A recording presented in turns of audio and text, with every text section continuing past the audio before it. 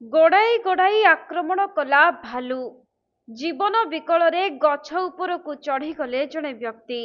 ତଥାପି ଭାଲୁ ଆକ୍ରମଣରେ ଗୁରୁତର ଭାବେ ଆହତ ହୋଇ ମେଡିକାଲରେ ଭର୍ତ୍ତି ହୋଇଛନ୍ତି ସମ୍ବଲପୁର ଜିଲ୍ଲା ଯୁଯୁମରା ଥାନା ଅନ୍ତର୍ଗତ ବଡ଼ସୁଡୁଙ୍ଗାପାଲ ଗ୍ରାମର ସୁବିଲ ପଟ୍ଟା। ମିଳିଥିବା ସୂଚନା ଅନୁଯାୟୀ ସୁବିଲ କୌଣସି କାର୍ଯ୍ୟ ପାଇଁ ବଡ଼ମାଳ ପଞ୍ଚାୟତର ରାଇଚୁଆ ଗ୍ରାମକୁ ଯାଇଥିବା ବେଳେ ଗାଁ ମୁଣ୍ଡରେ 3ଟି ଭାଲୁ ହଠାତ୍ ତାଙ୍କୁ ଆକ୍ରମଣ କରିଥିଲେ।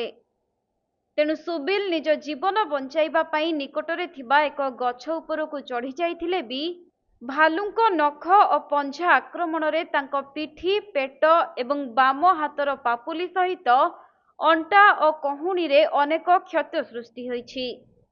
ଏପରିକି ଆହତ ଅବସ୍ଥାରେ ଭୟଭୀତ ହୋଇ ସେ ଏକ ସ୍ଥାନରେ ଲୁଚି ରହିଥିବା ଖବର ପାଇବା ପରେ ସ୍ଥାନୀୟ ଲୋକମାନେ ସେଠାରେ ପହଞ୍ଚି ତାଙ୍କୁ ଉଦ୍ଧାର କରିଥିଲେ। ପରେ 108 ଆମ୍ବୁଲାନ୍ସ ଯୋଗେ ତାଙ୍କୁ ଚାରମାଳ ଡାକ୍ତରଖାନାକୁ ନିଆଯାଇଥିବା ବେଳେ ସେଠାରେ ତାଙ୍କର ଚିକିତ୍ସା କରାଯାଇଛି। ଅନ୍ୟପଟେ ଏହି ଘଟଣା ସମ୍ପର୍କରେ ବନ ବିଭାଗକୁ ଖବର ଦିଆଯିବାରୁ ବନ ବିଭାଗ ପକ୍ଷରୁ ଚିକିତ୍ସା ସହାୟତା ପ୍ରଦାନ କରାଯିବ ବୋଲି ପ୍ରତିଶ୍ରୁତି ମିଳିଛି।